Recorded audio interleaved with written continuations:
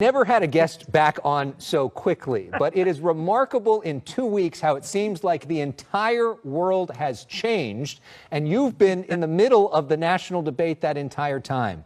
Can you process all that's happened in the last 2 weeks? No. It really has been very dramatic. And you know what is so sad? Because I think that the world stopped for a minute when they watched George Floyd be slowly tortured and killed.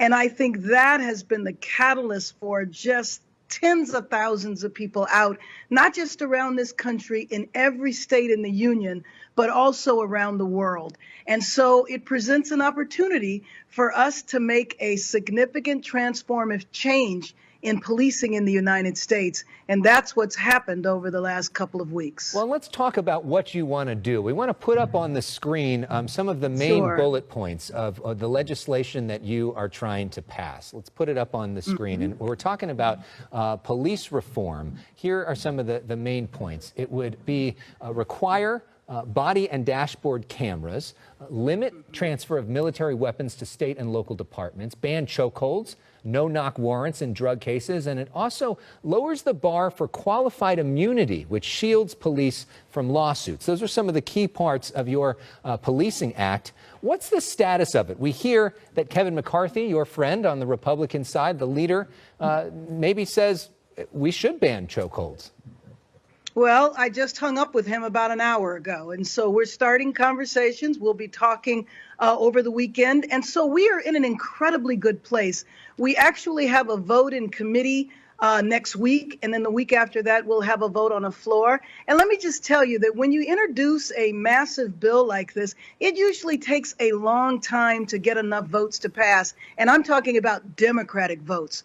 Well, we're already to the point where we have enough votes to pass off the floor even before it's out of committee. And I think that is completely because of the momentum in the streets. The country is ready for a change. I've been involved in this issue for years, and I have never seen polling that shows that 70% of the American people have said enough is enough. We have seen enough videos, and another one surfaced today.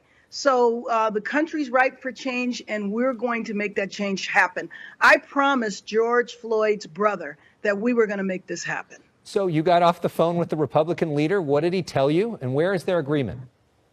Well, we didn't get into the details, but basically what he said to me, and I know he said in the press, and we talked the other day as well. We've had a couple of conversations that he's very interested in doing something. He's looking over the bill. He wants our staff to get together and talk over the weekend. And so we agreed to check in. But I will tell you that after we did the hearing this week, I have a long list of Republican colleagues that I have to return their phone calls. I just haven't had a chance to return all the phone calls. Number of my Republican colleagues are calling, saying we want to do something, we need to do something. I've never seen this before. We're going to follow this momentum to the finish line. One of the criticisms of the bill is that it doesn't do enough to address the issue of police unions. There's a lot of activists who feel like police unions are too strong in this country and they make it too hard to fire a bad cop. Do you think that police unions are too strong? Well, I think that they can be, but I think if you talk to the police unions, I'm not sure that they would agree with the activists. But I do want you to know that I just left a message for the Fraternal Order of Police. I will be talking to him very soon. They did a letter, actually, and it wasn't a letter saying we're in love with the bill, but they also didn't say they hated it. That was a really big deal for the national organization to submit a letter. And that gave a lot of encouragement, I think, to both sides. I also met this week in Houston with the chief of police, Chief Acevedo, and he is the president of the National Police Chiefs Association. And he actually gave very positive testimony the other day. So you know what? I just think that the murder of George Floyd was just too much.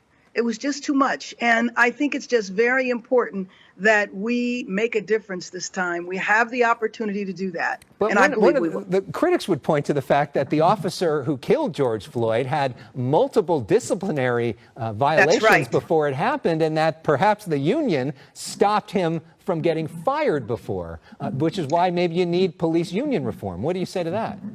Well, actually, I don't know about that. I do know that he had a number of complaints, but one of the things that the bill does, though, is it does a national registry so that if he left that job, remember when he got fired, if he hadn't have been arrested, technically, he could have just gone to another district and gotten a job. If you remember the child, the 12-year-old child that would have graduated high school this year, Tamir Rice, he was killed within seconds when a police officer jumped out of the car and thought that the 12-year-old was a threat. Well, he had been fired from another jurisdiction. He lied on his application. And so one of the things that we will do in this bill is a national registry so that wouldn't be able to happen. The other thing that the bill does is that it will make it easier to fire, to prosecute, or to sue. And so it's really important that we make those structural changes. I don't know whether we could or should try to interfere with the union process, but one thing that I have heard is that some of the unions, especially with the newer officers, is that they're beginning to question some of the impact. And so one of the most important things that I hope this bill does is get at the police culture. You saw the picture of the 75-year-old man being shoved, and you saw that he fell and he hit his head in one of the protests. And a police officer leaned down to render assistance, and another police officer pulled him away. That was terrible. But the police culture that says, we know we can act with impunity because the law is on our side. And so if I kill somebody, how is it going to matter? I mean, that officer that killed George Floyd had his hand in his pocket. He was looking straight at the camera while he choked him to death. Right. He didn't care because he felt nothing was going to happen to him. Activists say it's time to defund the police. Do you think it's time to defund the police? No, I don't think it's time to defund the police, but let me tell you what I do think. And I agree with this. And you know, I've worked on this for years. I think our budgets are out of balance in the city, in the state, and in the nation. And that one of the things that police complain about all the time, and I'm sure you've heard this from them, they tell you they're not social workers. Why should they be dealing with social, economic, and health problems? But what has happened over the years is that we have not invested properly in the proper balance. When we don't invest in society and address the problems, then the police officers are left to pick up the pieces. And I think that's wrong. That's why I don't believe this bill is an anti-police bill. I actually think we're trying to help the police officers. And so one of the parts of the bill is it provides grants to community-based organizations so they could re-envision how public safety should be managed in a community. You know, in the years that I worked in Community Coalition, as a matter of fact, one of the reasons why the coalition was formed 30 years ago was because I was concerned that a substance abuse problem called crack cocaine and an economic problem called deindustrialization was being criminalized. We passed laws to lock people up instead of dealing with problems like drug treatment and job training and job placement. Well, let's talk about some of your history for a moment. Think back to the riots and you standing out in the streets of Los Angeles, and now all these years later, you are the one writing the legislation in the halls of Congress. How do you process that? Well, I feel very, very honored, number one, that the Speaker would give me this responsibility. I chair the committee where the legislation is going to come through, but I feel privileged, I feel honored, and I feel about 300 pounds heavier.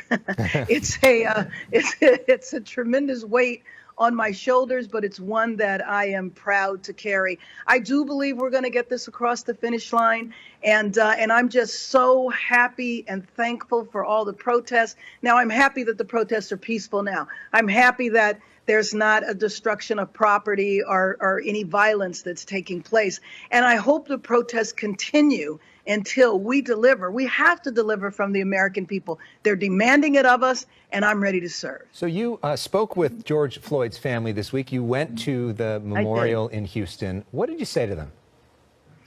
Well, I just grieved with them. I mean, I know what it feels like. I know what it feels like to lose somebody suddenly. And it just broke my heart. It broke my heart to see how big the family was and just how they were just devastated. But you know what? I also looked up at this incredible portrait of George Floyd, and the year he was born, 1973, that was the year that I got involved in this work. In Los Angeles, it was an organization called the Coalition of Police Abuse.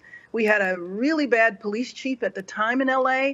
And I looked up and I said, that was 47 years ago, 47 years later. And here I am in the position to actually help make a difference. What I was trying to do 47 years ago was trying to make a difference. It's the same thing I'm doing today. And one of your positions now, you are the chair of the Congressional Black Caucus. And a lot of members of the African American community have expressed discomfort with the fact that President Trump will be holding a rally next week in Tulsa, Oklahoma, which was the site of one of the worst massacres of African Americans in this country. He's doing it on June 19th, which is the anniversary of the abolition of slavery.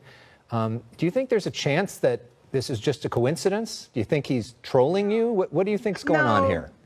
No, I've raised that with people in the administration. It was like, are you really trying to fan the flame?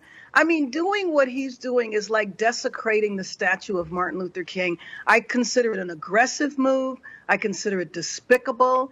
But what can we say? He has been doing this since the moment he came down the escalator. He has started with every group. He started with Mexicans. He's always attacked African Americans. He's on to Asians by blaming China for the coronavirus. And since he started doing that, that there have been hate crimes against Asian Pacific Islanders, Native Americans from Pocahontas. So he has always, whenever his poll numbers are down, whenever he feels that there's a problem, he goes after race. He stokes the fire, he fans the flames. And considering how delicate everything is in our country right now, why he would do something like this, it's beyond tone deaf. I think it's an aggressive move. I think he is attempting to incite problems. One of the things that we're starting to see in print is a discussion of you as one of the most likely people to be the next Speaker of the House. Is that a job you would want?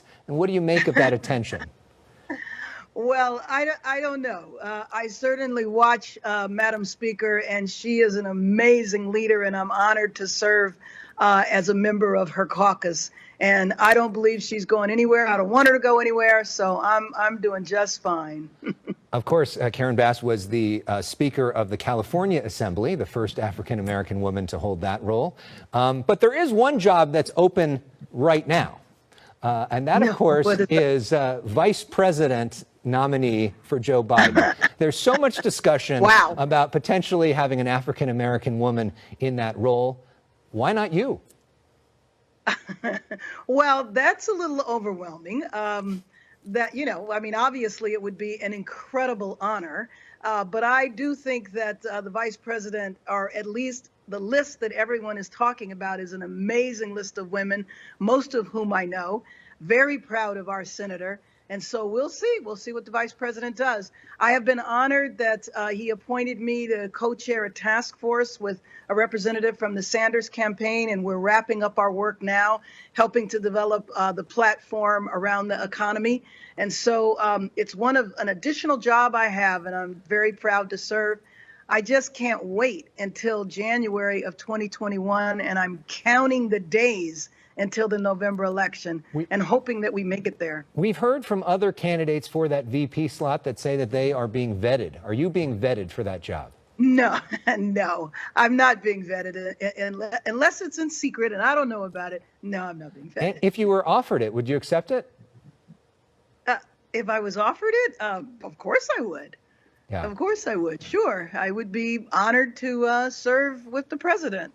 That just seems pretty amazing now. Let's talk for a moment, all that attention on you. There's also been tremendous cultural changes just in the last couple weeks.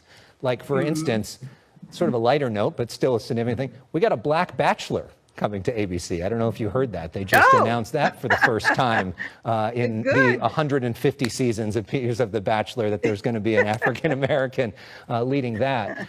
We've also seen things like Cops is being taken off the air, Live PD being taken off the air, a reevaluation of how corporations do things. Do you think that some of this is an overreaction? Do you think this is appropriate? What do you make of this cultural moment? Well, I definitely don't think it's an overreaction, and I think all of it is positive, and it needs to continue. But it also needs to not be symbolic and not be superficial. So, for example, I've certainly seen a number of corporations talk about increasing their philanthropic giving and all. But, you know, I would also like to see their board of directors. I'd also like to see their executive staff, not just their line staff. So I think if we're going to make a cultural change, let's make it significant. To me, what is so important, though, you know, I mean, if you think about it, African Americans have been marching and protesting about police brutality for really over 100 years. And what I felt up until Rodney King was that we were just never believed. And then after the cell phone camera, it seemed to continue that, yeah, okay, people saw the cell phone, but then they wanted to know, well, what happened before? And let's find out about this suspect's background. None of which should have involved somebody losing their life, even if they had committed a crime. How about arresting and putting somebody on trial? How about innocent until proven guilty? And so I see the sea change, and my job is to take that sea change and make it legislative and bring about transformative change. So lastly, you've been in this fight, as you said, for 47 years. Do you Yes. think that it's different this time? Is it actually different Yes. this time? Yes, it absolutely feels different this time. I think what has happened before is that we've seen marches come and go. The character of these marches is completely different. In many respects, you look in the cameras and you see very few African Americans. Some of the marchers are predominantly white. And so for me as an African American to see thousands of young white folks carrying signs saying Black Lives Matter, maybe, just maybe, we're at a crossroads in our country where we can have a reasonable conversation on race. That makes me feel like this is different. That makes me feel like this is new. That makes me feel like this is going to get us where we need to go. Congresswoman Karen Bass, make me one pledge. If you become the vice president, don't forget about us. I will never do that. You heard it here first.